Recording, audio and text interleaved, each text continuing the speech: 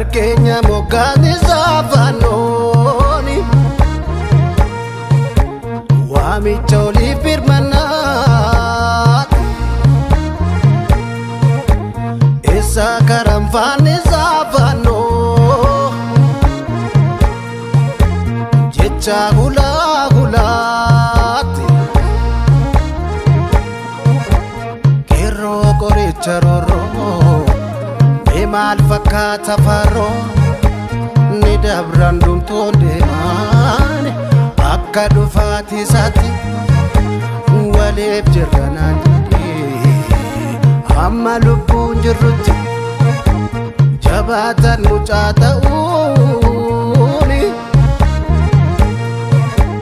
hundan nama jaalata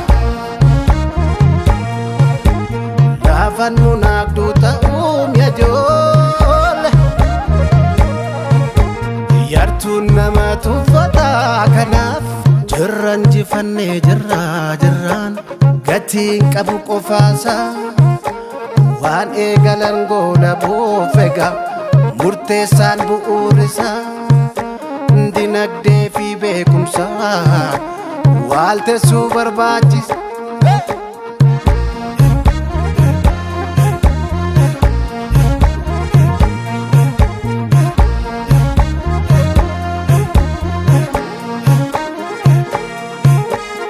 Akashee walitti muuni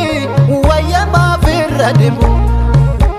baay'annee tokko ta'uun keenya kan ta'uu dhibee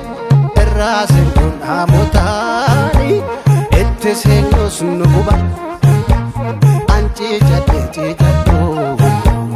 waanan jedhee fanqaba warra walnaatu keessaa warri waanaachuu maree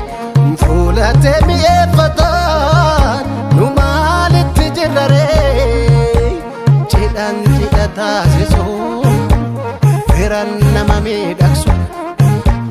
qopheeffachuudha yoos keessummaa gaggeessu yoos keessummaa gaggeessu yoos keessummaa gaggeessu yoos keessummaa gaggeessu.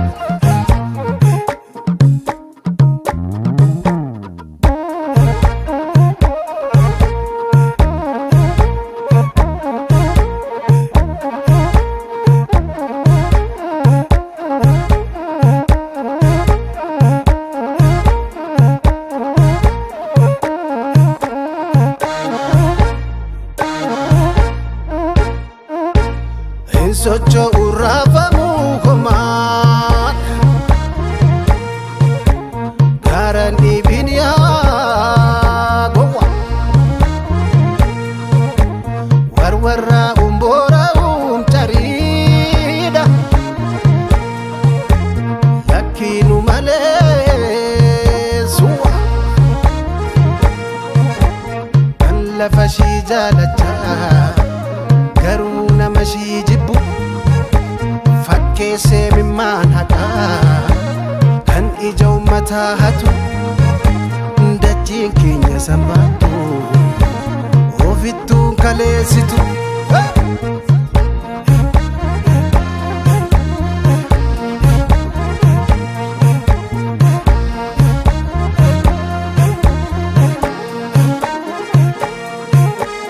Gubistaa turraaf jalaani bakkittiin sun hoomillee danda'uudha taatasuushii faga qabne fiidashii jabeessin jabeeffannaa gadhiisan salphinishi gaafa jiraa du'ee warra kolfaas ta'u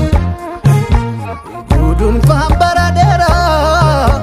jaarraa tokko falakkaa muraasaan inni qabuuni fuudhan malee wal harkaa dubbiin loomii shantamaa sun kan hubataa